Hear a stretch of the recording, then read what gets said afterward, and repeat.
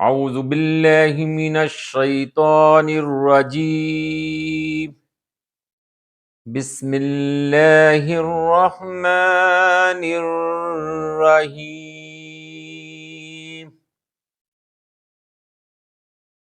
آج کی یہ آیت مبارکہ نہایت خوبصورت اور مطلب کے لحاظ سے انسانی فطرت کی عکاسی کرتی ہے، انسان کے ناشکرہ ہونے کی عکاسی کرتی ہے، اور انسان کے رویوں کی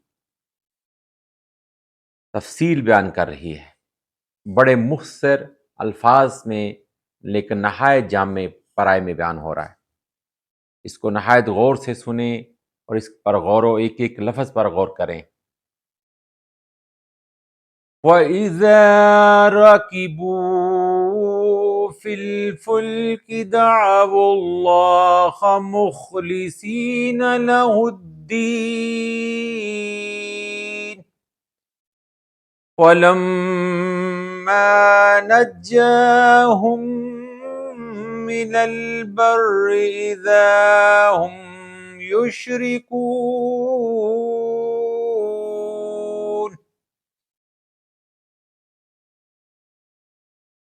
الفاظ کی تلاوت دوبارہ سنیں اس آیت مبارکہ کی۔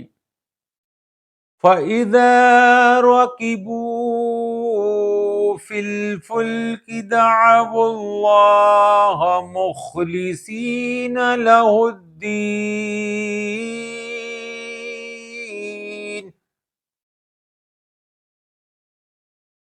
فَلَمَّا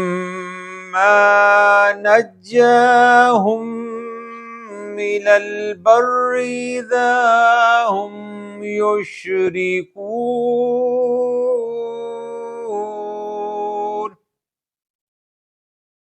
ترجمہ: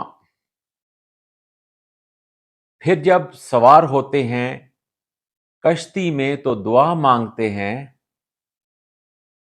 اللہ تعالیٰ سے خالص کرتے ہوئے اس کے لیے اپنے دین کو۔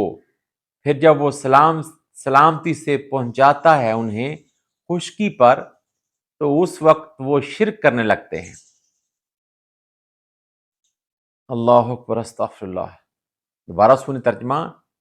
پھر جب سوار ہوتے ہیں کشتی میں تو دعا مانگتے ہیں اللہ تعالیٰ سے خالص کرتے ہوئے اس کے لیے اپنے دین کو۔ پھر جب وہ سلامتی سے پہنچاتا ہے انہیں خشکی پر، تو اس وقت وہ شرک کرنے لگتے ہیں۔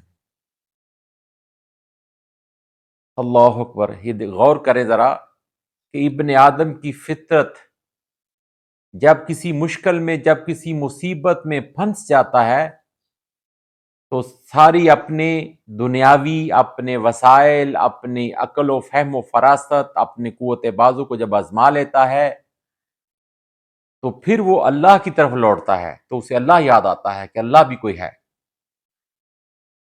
اور جب وہی خالق و مالک و رازق و مددگار جب مشکل سے اس کو نکال لیتا ہے، تو جب وہ ابن آدم اسے نکل جاتا ہے تو پھر وہ اللہ کو بھول جاتا ہے، پھر اسی ناشکری کی طرف لوٹ جاتا ہے۔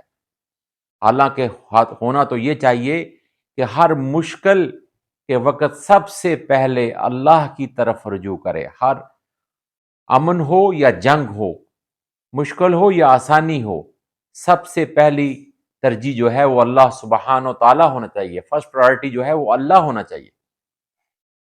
اس کے بعد عقل اور فہم و فراست ہے، اور دنیاوی جو اللہ تعالیٰ نے اس کے لیے چیزیں مقرر کی ہیں ان سے وہ فائدہ حاصل کرے۔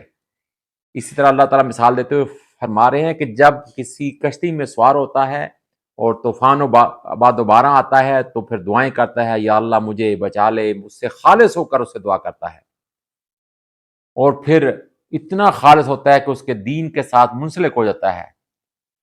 اور جب وہی اللہ سبحانہ و تعالیٰ اس کو اس مشکل سے نکال لیتا ہے، اس طوفان سے، اس کو موت جب سامنے نظر آتی ہے اس سے نکال لیتا ہے، جب اسے امن دیتا ہے، جب اسے سلامتی دیتا ہے اور اس کو ساحل سمندر پر، اس کو کنارے پر پہنچا دیتا ہے، تو پھر وہی ابن آدم شرک میں مبتلا ہوتا ہے، اللہ تعالیٰ کی نافرمانی